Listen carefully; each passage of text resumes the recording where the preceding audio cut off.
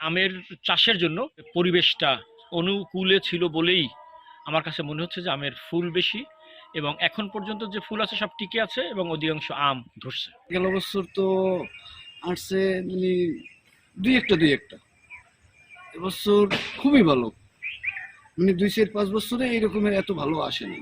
আশা করি এই অঞ্চলের মানুষের পুষ্টির চাহিদা পূরণ করে আমরা আমাদের আম বাহিরেও বা অন্যান্য অঞ্চলে আমরা সরবরাহ করতে পারবো। প্রায় এক যুগ যাবৎ আমি এই বাগানের সাথে জড়িত আছি। আম গাছে প্রচুর মুকুল এসেছে এবং আমার গাছেগুলোতে অলরেডি ছোট ছোট ফলও চলে আসছে।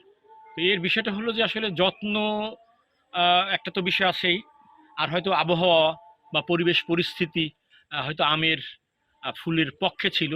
তারপর ঝড় বৃষ্টি এখনো হয় নাই, যে কারণে এই আমের চাষের জন্য পরিবেশটা অনুকূলে ছিল বলেই আমার কাছে মনে হচ্ছে যে আমের ফুল বেশি এবং এখন পর্যন্ত যে ফুল আছে সব টিকে আছে এবং অধিকাংশ আম ধরছে। গেল বছর তো আসছে মানে দুই একটা এবছর খুবই ভালো, মানে ২-৫ বছরে এইরকমের এত ভালো আসেনি।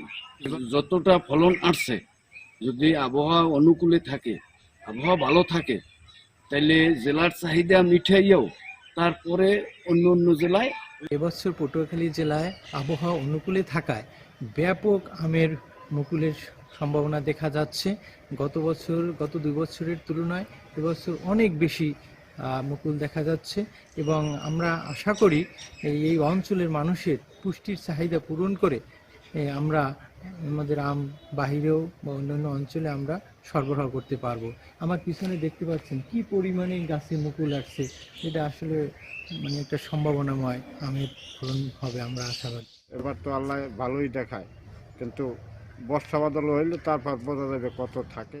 এবার আমাদের এই অঞ্চলে তুলনামূলকভাবে আমের মুকুল বেশ ভালো পরিমাণে আসছে। আপনি দেখতে পাচ্ছেন যে আমার পিছনে বেশ অনেক পরিমাণে আমের মুকুল আসছে। এবার এর কারণ হচ্ছে শীতকালীন যে কুয়াশা, যেটা থেকে কুয়াশাটা কম আসছিল। আর এছাড়া যে আমের প্রতি বছর একটা রিসাইকেল আছে, যে প্রতি ২ বছরে ১ বছর হয়তো ফলন কম আসে এবং অপর বছর হয়তো বেশি পরিমাণে আসে। এছাড়া হচ্ছে তাপমাত্রার যে একটা ব্যাপার থাকে, ১৫ থেকে ২০ ডিগ্রি সেলসিয়াস তাপমাত্রা যেটা ছিল, এর ভিতরে আমের মুকুল বেশি পরিমাণে আসে।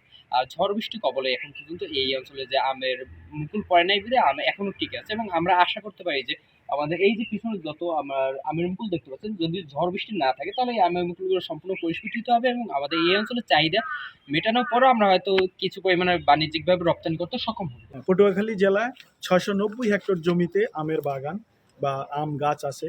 সেখানে আমরা আশা করি ১৭ থেকে ১৮ হাজার আমের গাছ আছে। পটুয়াখালী জেলায় এবার প্রাকৃতিক পরিবেশ খুবই ভালো ছিল, কুয়াশা কম ছিল, মিষ্টি মিষ্টি শীত পড়েছে। এই জন্য এইবার আমের মুকুল কোনো ক্ষতিগ্রস্ত হয়নি। আপনি দেখে থাকেন যে আমার এই উপপরিচালকের কার্যালয় কৃষি অফিসের মধ্যে প্রচুর আমের মুকুল আসছে। বিকাশ পেমেন্টে ১০,০০০ টাকার বেশি অফার, শপিং চলছে তো। এবং এইবার আমের যে সর্বোচ্চ বেয়ারিং এই বছর হবে।